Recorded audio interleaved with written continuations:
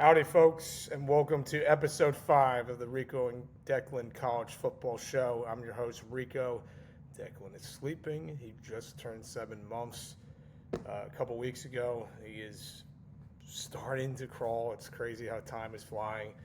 We love this little guy, and I'm really looking forward to seeing him grow.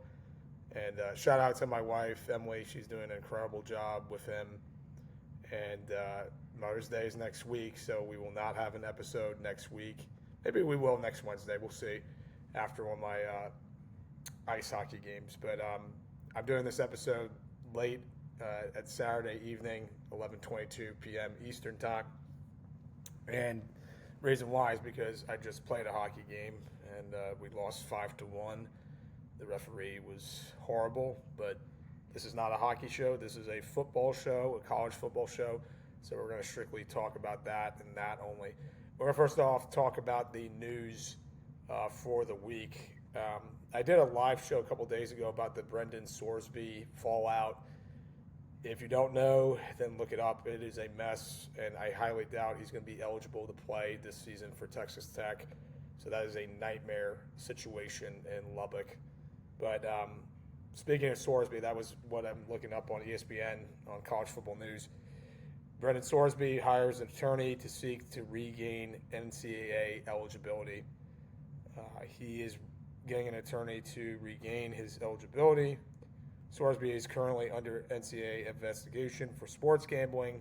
We talked about this in the live show. And the school announced Monday he was checking into a residential treatment program for a gambling addiction. So again, if you don't know about that story, look it up. It is not a good it's not a good situation for Brendan Sorsby or Texas Tech at all. If Sorsby and Kessler, that's his attorney, are unsuccessful in finding a path to eligibility, Sorsby could potentially opt to enter the NFL's supplemental draft. Terrell Pryor went into that too. Pryor, he was under investigation by the NCAA because he had autographs that were being sold, and they investigated that. And I really think that he is in a no good situation here. The league then would review his application and the underlying circumstances of why he's applying. The league says there's no deadline set for supplemental draft. If he does choose that path, he'd be the most prominent college athlete to enter the NFL supplemental draft since Josh Gordon. I didn't even know Josh Gordon was a supplemental pick. And then Terrell Pryor in 2011. The NFL hasn't had a supplemental draft pick since safety Jalen Thompson was a 5th-round selection in 2019. That's insane. It's been 7 years. That's crazy. Sorsby was ESPN's #1 ranked transfer this offseason and joined Texas Tech program seeking to win back-to-back Big 12 championships and return to the college football playoff after a 12-2 season in 2025. So we'll see how this goes. I don't think he's going to get eligibility. I think he's going to lose out in this case. He will probably get into the supplemental draft. And would I be willing to sign him if I'm an NFL team? Yes and no. He's talented, but the whole gambling controversy that he's being investigated for, that has really put him in a bad light. And so if you want to deal with that, if you want to, have him be in that horrible situation, I don't think he's going to get out of it in a good way. Minnesota QB Lindsey arrested for alcohol and fake ID accusations. I read about this the other day. Minnesota starting QB Drake Lindsey was arrested early Friday in Arkansas and accused of underage possession of alcohol and possession of a fake ID. According to the preliminary report from Fayetteville Police Department, an officer was alerted by staff at the Yeehaw Bar, what a name for a bar, Yeehaw, I mispronounced it, bar after midnight about a possible fake ID document. Staff directed a police officer to Lindsay, who's 20, who admitted to having the fake ID and consuming alcohol before arriving at the bar. He was taken to the Washington County Detention Center, and his ID was discovered in his wallet. He was released 7 hours later after posting a $470 bond. That's a lot. And he had 18 touchdowns and 6 interceptions.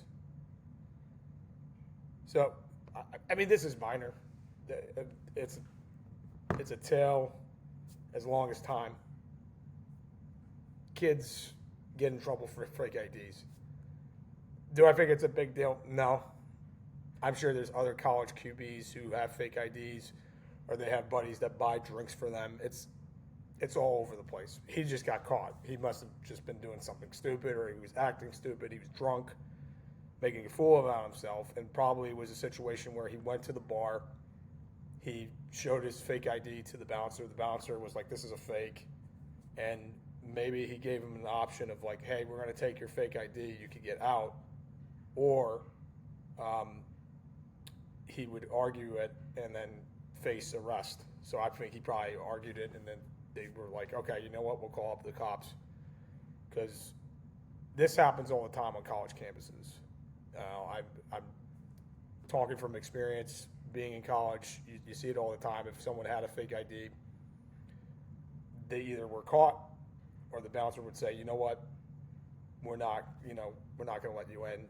We're taking your ID." And I saw that actually happen to a friend of mine. So it's just stupid. If you're gonna go and drink, do it in the confines of your home or your apartment, whatever. Or at least have someone buying you the drinks instead of you using a stupid, fake ID. So, not a good move by Drake Lindsay, but I don't think it's a big deal. It wasn't like he had drug possession. And he's not betting on games like Swarsby. All right. The rest of the news is about, okay, we'll go over this. There's a couple of things going on with the conferences. Big Ten distributes record $1.37 billion in revenue. Wow. The Big Ten Conference distributed a record of $1.37 billion to its 18 members in the 2024-2025 fiscal year, an increase of nearly $500 million. Wow.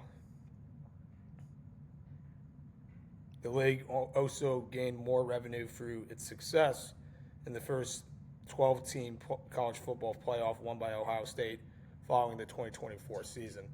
So, yeah, the Big Ten has had a lot of dominance in college football. They've won, multiple national championships over the course of the last 3 years. You had Michigan in 2024. You had Ohio State in 2025, and then just recently, Indiana. And do I think it's the best conference in football? In college football? Yes, I do. Until another conference dethrones the Big Ten is the best conference. And I think it's crazy how it's underlooked, or overlooked, that's the right word for it, overlooked, when people are talking about the SEC. I mean, the SEC has more talent, but when it comes down to teams and coaches, the Big Ten is better. And I think the Big Ten could have another national champion. Ohio State, I think they're one of the favorites to win it all. And I'll go over the Big Ten conference in detail, and we're going to go, conference by conference in a couple weeks whenever we get a chance. And then there was some Big 12 news. Reports Big 12 reaches a 5-year private capital deal. What does that mean? So they have a agreement with Redbird Capital Partners, becoming the first conference in a major college sports to strike a league-wide private capital deal.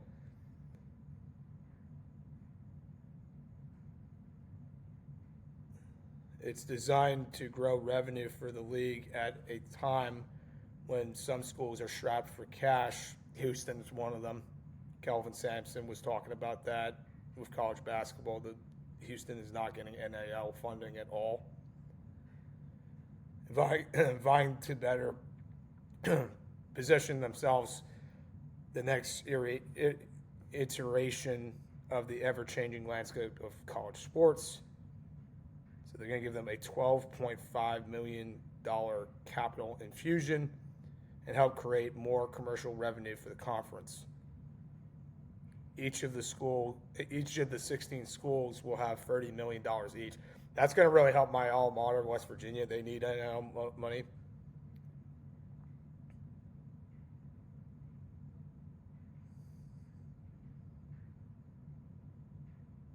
So I think they're private equity because they say that they're a shareholder of Paramount, which owns CBS, and working to acquire TNT.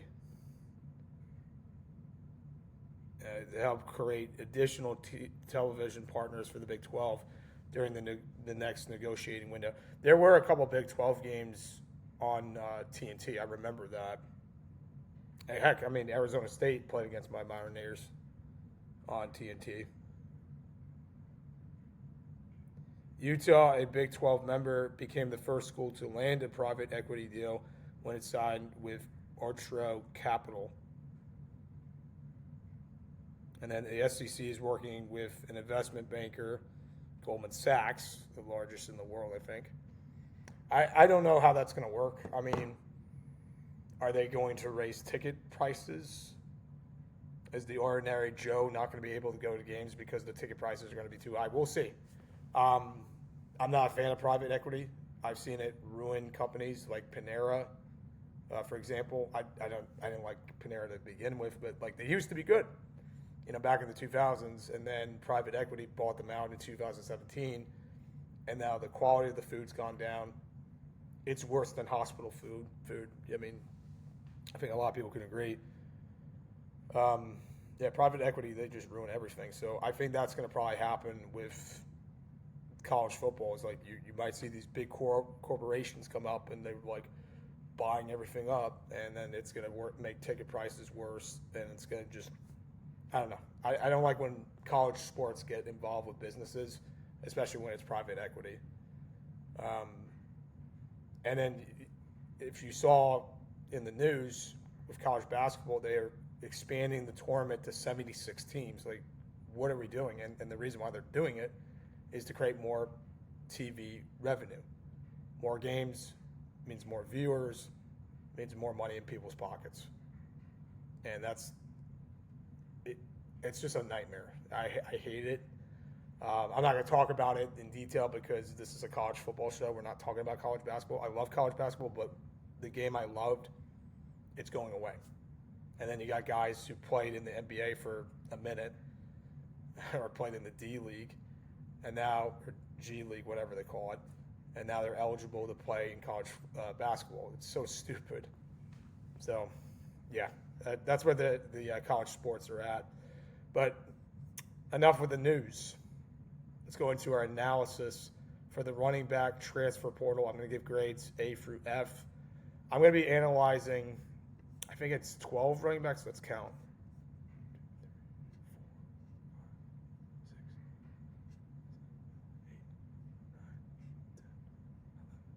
11, 12, 13, 14, 15, 16, 17. So I have 16 running backs I'm going to analyze. And you might be thinking, that's a lot. Well, I was running down the list. There's some familiar names. West Virginia got a transfer running back from Jacksonville State, and this guy played for Rich Rod. So we're going to analyze him. And, let's go right into the analysis. I'm going to do the first guy that was rated on 24/7 Sports on their transfer portal for the running backs, and that's Caleb Hawkins. So Hawkins is going to Oklahoma State. He's joining Eric Morris and Drew Mestamaker. He had a tremendous freshman year season. He rushed for 1,434 yards, and he had um, 29 combined touchdowns, 25 rushing and 4 receiving. Yeah, so he had the most running back touchdowns, or I think he had the most touchdowns besides a QB in the nation. I think Caleb Hawkins will go off at Oklahoma State. Now, there is some skewed numbers here. When you look at his stats, his game log, he didn't rush for 100 yards until week 4, and that was against South Alabama. He had 140 yards for 2 touchdowns.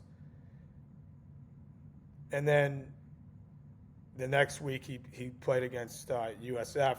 He didn't do much, and he only rushed for 59 yards. So there were some games where he could be a little bit inconsistent, but he had a tremendous game against University of Texas San Antonio. He had 133 yards. Against Navy, he had 197 yards, and then he followed up on that. He had 189 yards against UNAB. So he got better as the season went along. And then in the conference championship game against Tulane, he didn't do much because they were playing down. And it seemed like they weren't trying to run the ball. It was more of a pass-first offense that day. And Messermaker didn't play great in that game either. He only had 7 carries for 20 yards. So I think that Hawkins can definitely do well at Oklahoma State. But, again, it's all about consistency.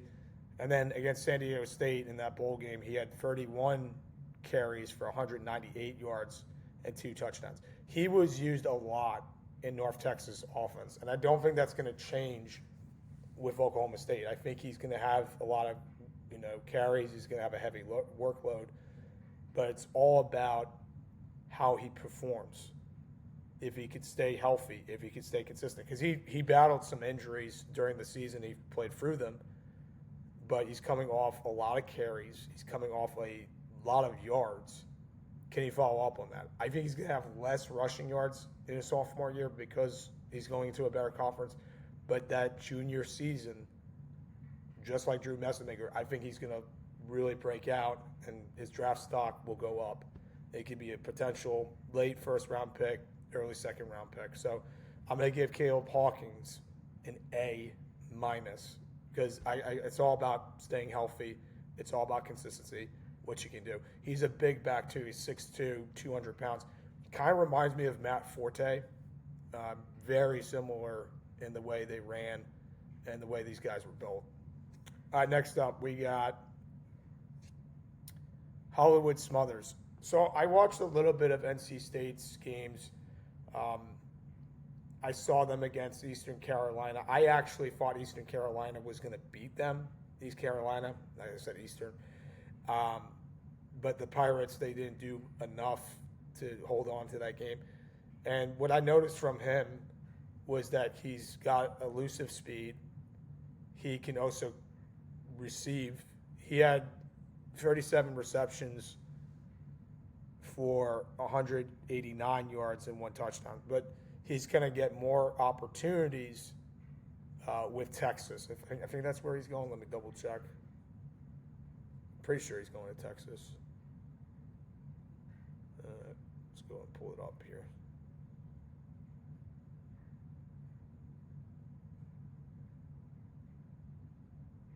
Yeah, he's going to Texas. So Smothers is going to get more opportunities with the Longhorns.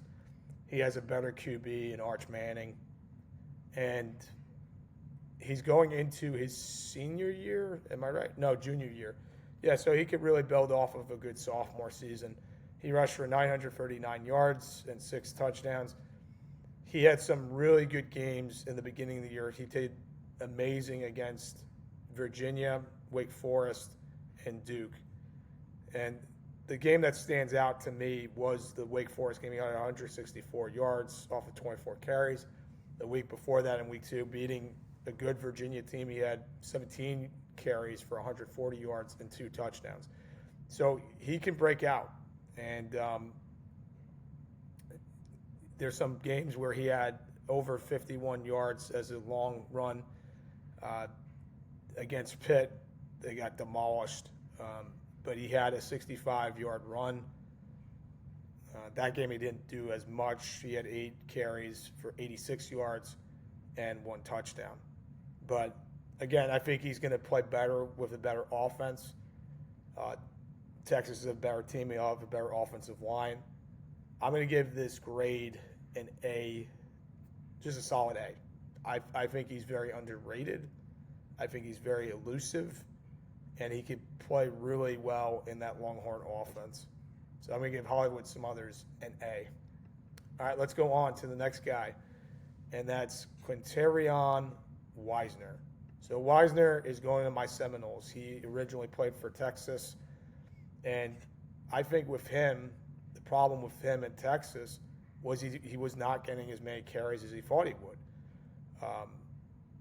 He had 131 carries, which is it's okay. It doesn't mean he had a ton of carries, but it also doesn't mean he had too little. It's kind of in the middle there. I think the running back room in Texas, it's crowded. They got some transfers. They got some recruits. So he probably knew that his time was running out and he wanted to find a better situation. And the problem with Florida State, though, is pass protection and run protection. It's become an issue for the last 2 years. And honestly, I don't think he's going to do much for them. They had 3 running backs from last season who are transferring. That's all you need to know. And the fact that he's coming over to us, I don't know. I don't think this is going to work out for him. He's an older back, too. I think he's going into his senior year. Yeah, he is. He has good size. He's 6 feet, 194. But when you look at his long runs, the longest run he had all season was for 48 yards, and that was a win against Texas A&M. So he played great down the stretch in that game, but other than that, he has no other game where he rushed for 100 yards. And then when I look at his receptions, he has only 22 receptions for 146 yards. Let me look back at what he did in the past. Because I think the season before that, he had 1,000 yards. And he was dealing with an injury. I am aware of that because he was more of a focal point in his sophomore year than it was his junior year. So Wisner has talent, but again, he was coming off an injury. I don't think he's the same player he was sophomore year. He's going to regress. And again, it all comes back to the point I made before. Florida State does not have an offensive line. And until they do, I'm going to give this rating a C-. I'm being honest. I'm not going to be biased because it's my school.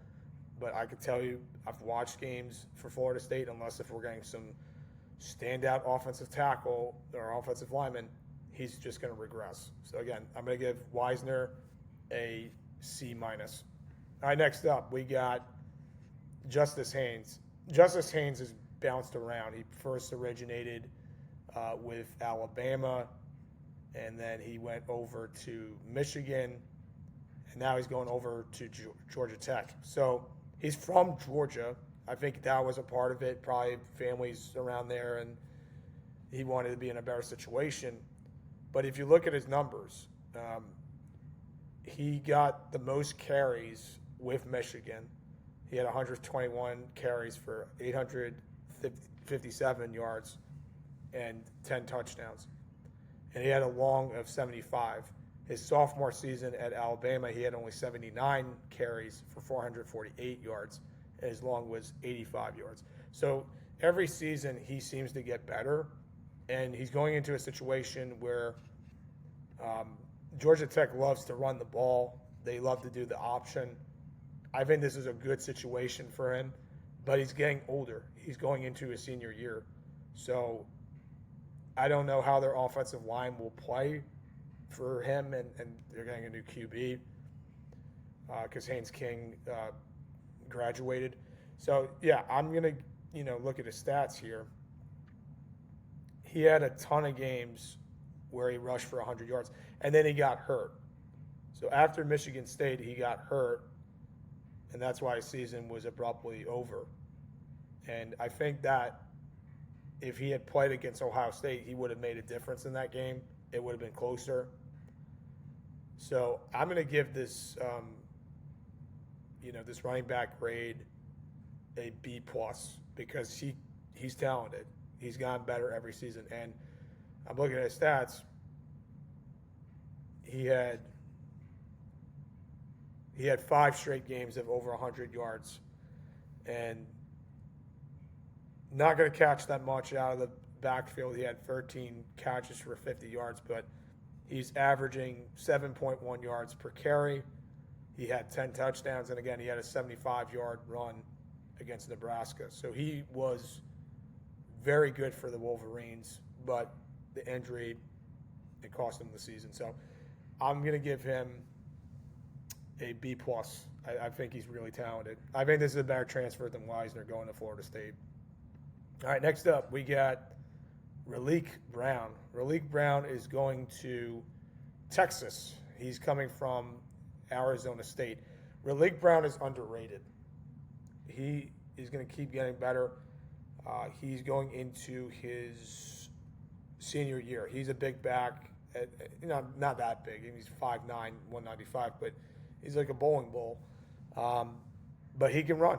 He had a 75-yard run against Texas State, and he had 144 yards in that game. Against TCU, he had 134 yards. Against Colorado, I know Colorado sucks. They're terrible.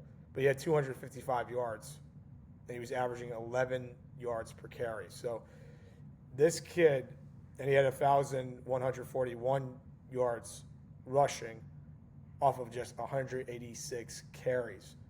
So he's going to be very good for Texas. And again, they could use another back with him and Hollywood Smothers in that running back group. That is going to be very impressive. And I think Texas is going to have a 1-2 punch that you don't want to mess with. And Raleek, I think he runs it a little bit differently from Smothers. Smothers is more elusive, whereas Raleek, he can kind of get the short yard runs, and he's more of a straight runner. But, yeah, I would say this right now. They probably have the best running backs of the team, best 1-2 punch. So Raleek Brown, I'm going to give him an A, solid A. This is going to really work out for Texas. They have a good team, and him and Hollywood Smothers, that's a good 1-2 punch. All right, next up we have Adam Muhammad. Adam Muhammad is going over to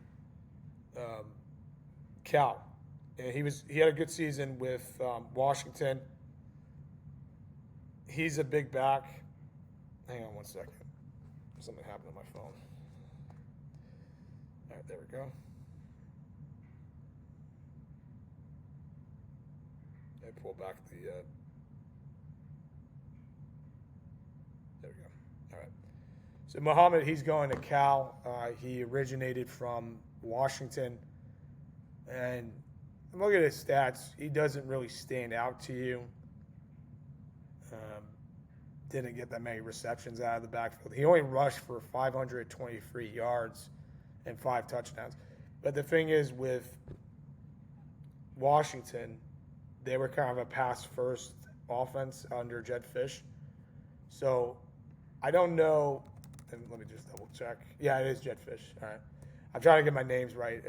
I know my stuff, but sometimes I have to double-check. I like to fact-check. So if I do that, it's a little OCD. But yeah, I just had to double check there. Where's Muhammad's stats? There we go. So he didn't really rush that much. He had only 106 carries for 523 yards, and I feel like they didn't really use him as much as they should. He's going into his junior year now. Cal, is it a better situation? Yes and no. He's going into a lesser talented conference, if that makes any sense. He's going over to the ACC, so maybe he can find a home there.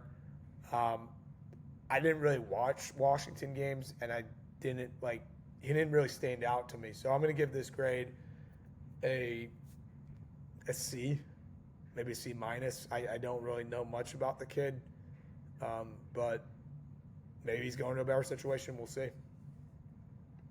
All right, next up, we got Bryson Washington.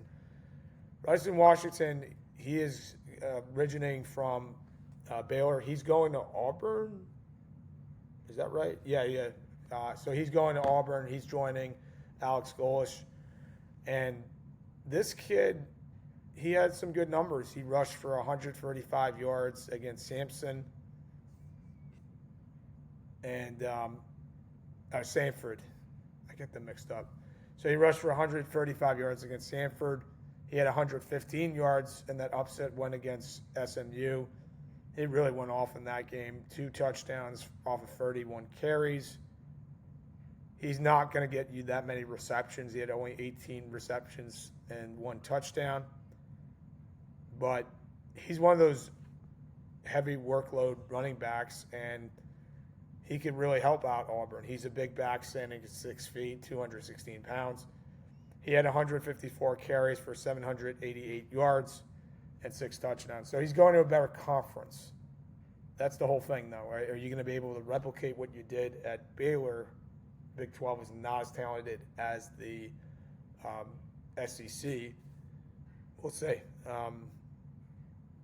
And then against Utah, who had a good defense, he had 14 carries for 97 yards, which is not bad. That's a decent game.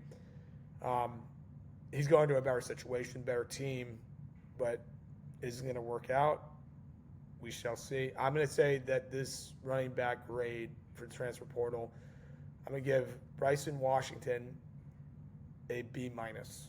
I see him consistently play better, and he's going into his junior year, so it's a make or break year for him.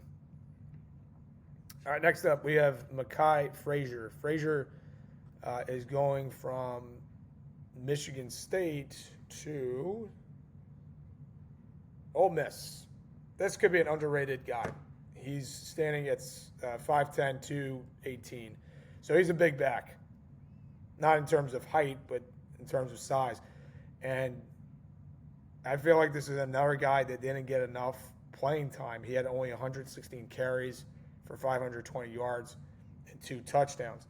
And when you look at his long for a run in a game, it was only 49. So he's not going to give you elusiveness. He's not going to give you speed, but he can carry the workload. He could be a decent back for them. But I don't know. It's kind of like I got to see who else they have in their running back group. They had that other running back that played great in the college football playoff. I'm blanking on his name. Hang on one second. Doing a little fact checking.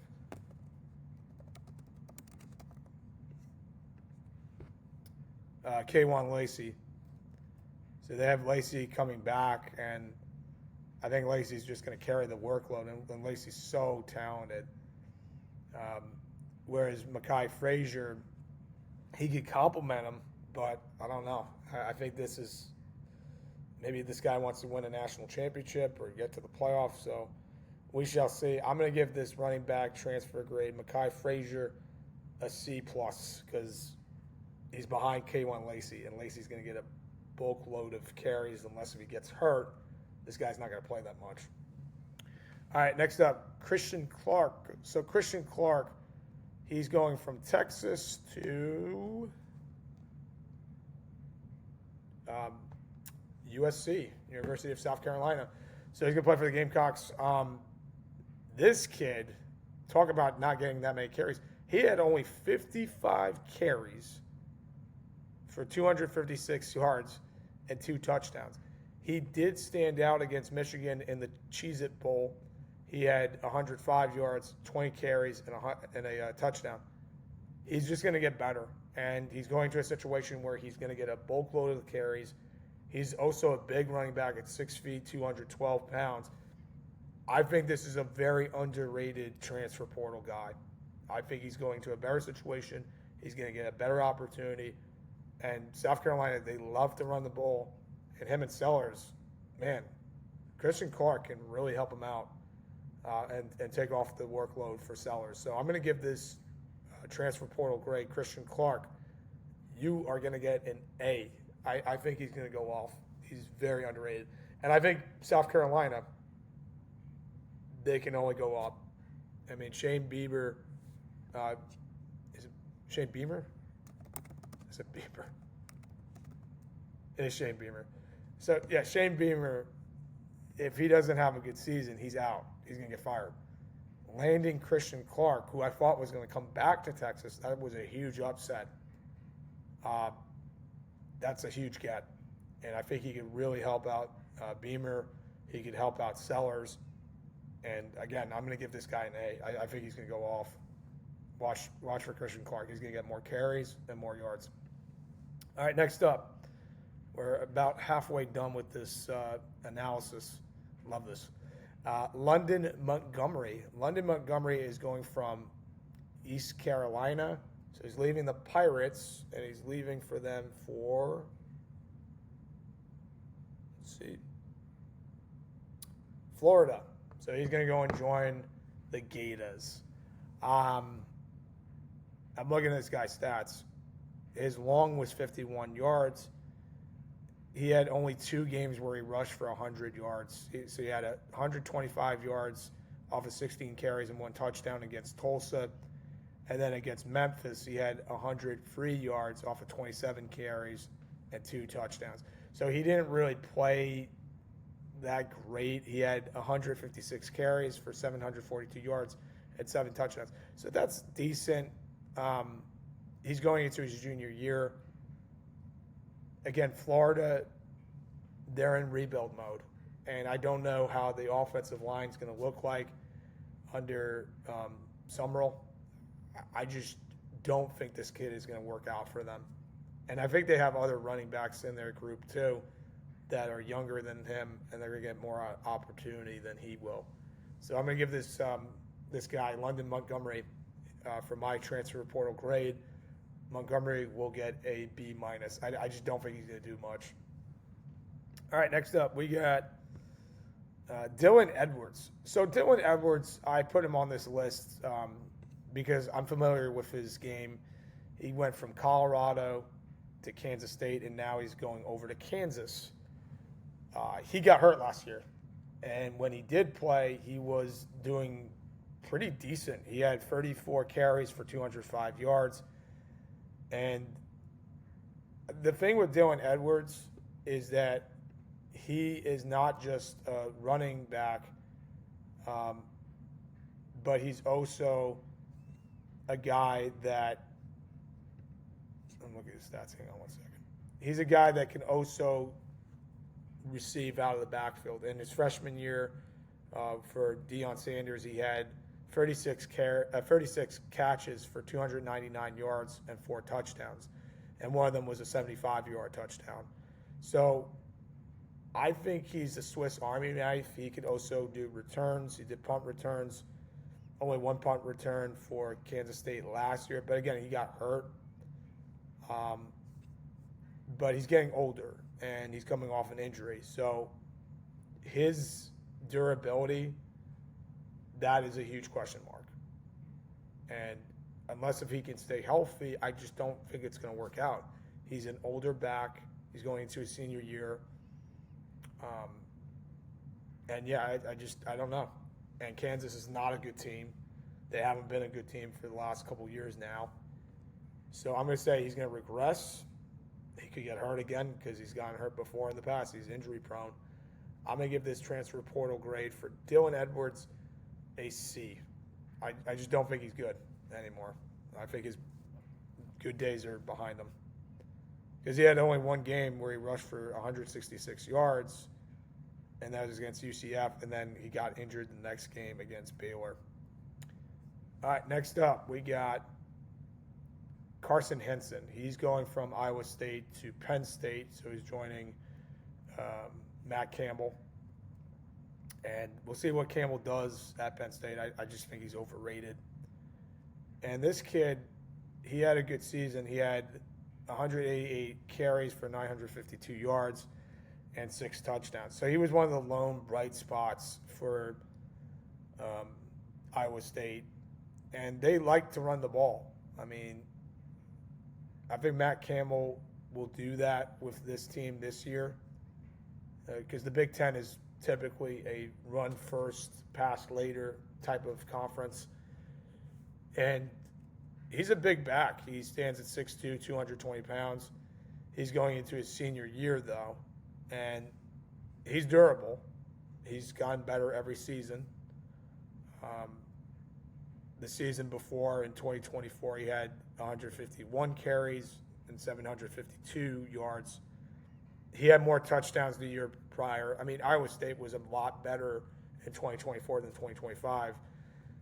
But the other thing, too, is that he will get receptions out of the backfield. He had 19 receptions for 134 yards. So he could also receive. So he's a durable back. When I'm looking at his game log here, he had a long of 65 yards, and that was 100.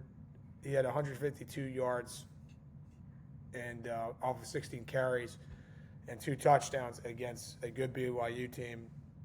They lost that game. It wasn't because of him. It was because of Beck. But counting down here, the last 5 games he had over 100 yards.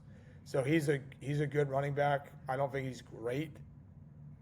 He's going into a better conference, though, and he can only regress. But I do think he's a good running back. He could be a NFL player, maybe late 4th round, 5th round pick, maybe a 3rd round pick. Who knows?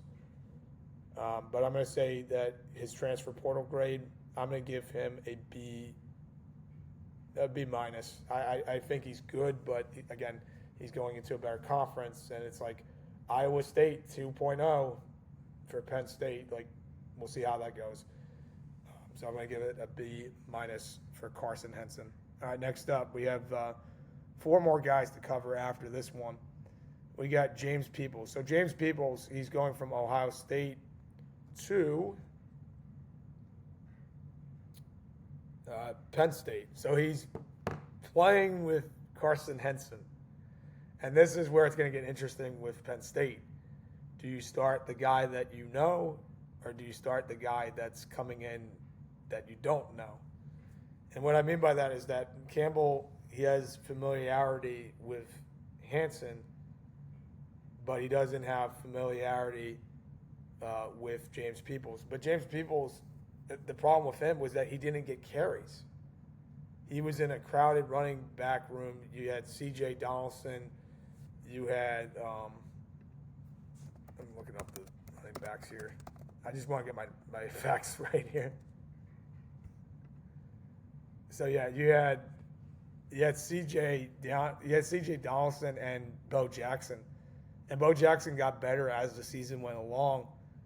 And James Peoples, if I'm not mistaken, he's going into his junior year. He is, and I feel like he was supposed to be a big-time recruit. It just didn't work out there at Ohio State. I don't know if him and the coach had problems with one another, but I'm looking at his stats. He didn't really do much. Against Texas, he had 10 carries for 20 yards. He only scored 3 touchdowns the whole season. He had only a long of 49 yards, and that was in a win against Rutgers. That's not saying much. Rutgers sucks. They're one of the worst teams in the Big Ten. But yeah, he only had 61 carries for 344 yards and 3 touchdowns. And he's going into a worse situation with Penn State. Again, Penn State is basically Iowa State 2.0 with all these transfers coming from the Cyclones. They weren't that good last year. What makes you think they're going to be good this year in a better conference? And he's going against Ohio State. James Peoples, talk about a fall from grace, man. I'm going to give him a transfer portal grade of a a D. And he might lose playing time because of Hansen. If Hansen's going to take a boatload of the carries, what's Peoples going to do? He's not going to do anything. So I'm going to give this guy a D. James Peoples, man, he's overrated. No wonder Ohio State didn't play him. All right, next up, we have Mekhi Hughes. Mekhi Hughes, another guy. Talk about fall from grace. So he went from Tulane to Oregon. And then when he went to Oregon, they didn't play him at all. He barely played. I think he was hurt, but still, he had only 17 carries. That's so measly. 17 carries for 70 yards, man. And he stopped playing after September. So I think he was hurt, but I think he was also available in their playoff game against Texas Tech, and they just didn't play him. He was so talented at Tulane. He had back-to-back 1,000 yards rushing. And 2024, he had 15 touchdowns rushing. And now he's going to his senior year. He's going over to where is he transferring over to? He is transferring over to Houston. And Houston is a pass-first offense, man. Is he going to work out? I don't know. I honestly don't. I don't think so. I'm going to give this guy, Mekhi Hughes, a D. I think he's regressing. I think he really lost out on his opportunity with Tulane. And he went to a better team in Oregon, but Oregon didn't play him, and then I think he got hurt. So he's going to his senior year. It seems like eons ago when he was a freshman at Tulane. So, yeah, I'll give him a D. All right, we got two more after this next one. Cam Cook. So Cam Cook is going over to my Mountaineers. This is why I'm covering him. I just thought this was an interesting one. So Cam Cook, he had the most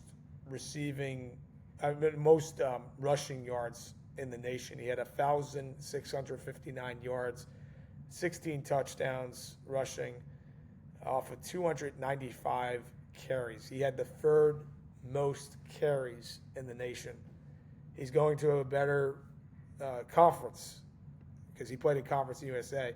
And he bounced around. He used to play in the Big 12. He played for TCU for 2 seasons. His last season at TCU, which was 2024, he had 119 carries and 460 yards rushing.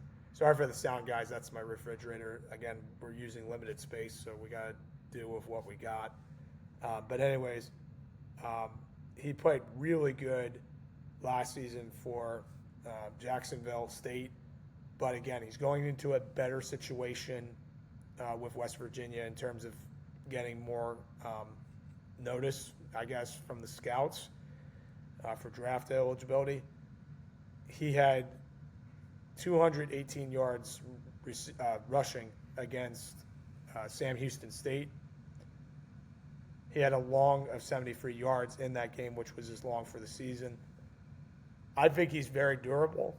I think he's good, but I don't think West Virginia is that good, and I don't see it.